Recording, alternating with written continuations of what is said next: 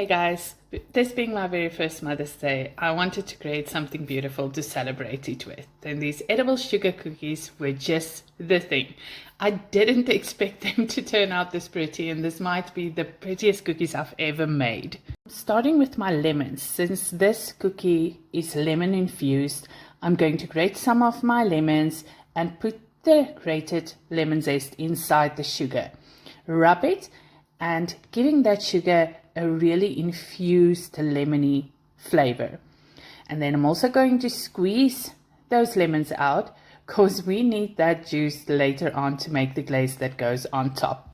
Next up is the cookie dough, and this is one of those steps we're taking.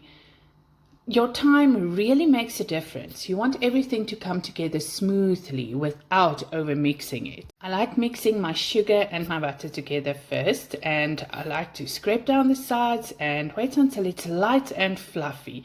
Then adding the flour to it and mix it by hand until incorporated, because I don't want to take that to the mixer and have it turned on and my whole kitchen is full of flour. All of the ingredients, the dry ingredients, go together first, and that's it. We have everything we need to make this. There's no wet ingredients, there's no eggs, there's no liquid, no milk, anything else. That is it. If your dough feels a little soft at this stage, don't worry at all. That's completely normal. We are going to chill this before we roll them out, and you will easily see that it might be soft, but it won't be sticky, and I can easily work with it with my hands. I like to press my dough down so it already is somewhat flat, so it's so much easier to roll out later. And we're going to just take this, put it into a cookie sheet pan and take it straight to our fridge to cool for at least 30, even 40 minutes if you can. Of course, me being me, I left it too long in the fridge, and when it came out, it was so hot I had to leave it for another 30 minutes on my counter to soften up. But in the meantime, you can start making that delicious lemony glaze we are going to put on top. Just adding a little bit of icing and lemon juice together until you get the perfect consistency. So you don't want your consistency of these, I'm trying to say consistency without sounding silly, but I can't help but laugh. But you want to add little by little of your lemon juice until you have a very smooth and soft and liquidy glaze there. If it's too thick, it's just going to cover that beautiful flowers too much and you won't see it. I'm using little brushes to help me, and when you'll see later when we do the decorating, those help just so much. Choosing my flowers was so easy. These were actually left over and technically not mine from a wedding we did, a family wedding, and I messaged her and I said, I have this idea for these sugar cookies. Am I allowed to use some of these? And I just love doing a wedding cake with these as well. But at this moment, the cookies were key for me. So the only tool I used here that was a little bit different is my huge rolling pin. But you can use a glass and do little by little pieces. I just like to do it all at once.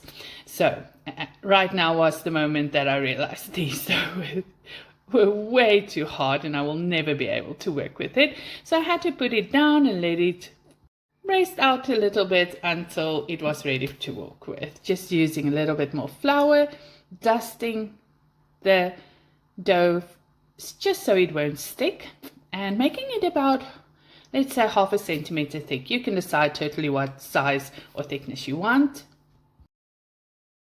I wanted to make heart-shaped cookies, but of course you can do round or square or whatever special cookie cutter you have to cut them out. And at this moment, this is where you can already start imagining your final cookies. You can totally half this recipe as well, as my hearts came out. I think they're about 5 or 6 centimeters, and I made about 60 of them. You can totally make half of them. You don't have to make them as much. I just needed a whole batch. So take them to the freezer again or your fridge for at least 15 minutes just to get them cold again, firm up those butter before they go into your oven. Remember to preheat your oven the moment you put them into the fridge to chill. And then you bake them for about 12 minutes at 180 degrees Celsius. I think that's about 350 Fahrenheit. You guys can let me know if I'm wrong in the comments below. And of course, this is real life. Baking with the baby means taking little breaks in between. It's not always perfect, but we make it work. And sometimes baby Peanut just comes and helps me wherever he can. When placing your edible flowers, there's no right or wrong way to do it. Each cookie becomes unique, and that's what makes it so beautiful. Take your time with this step and enjoy the process. And here they are, my edible flower cookies. I am so happy with how these turned out. Let me know in the comments if you would try these. I'd love to hear from you. Thank you so much for watching, and remember, go and bake the world a better place. If you love baking as much as I do and you are a beginner and feel like you need a little help step by step, my baking guides might just be what you need, and you can find them in the description below. And let me know if you need any help. I am happy to, and I am so excited to show you this next part of my life and my journey, and just enjoy every baking moment for what it really is. See you next time.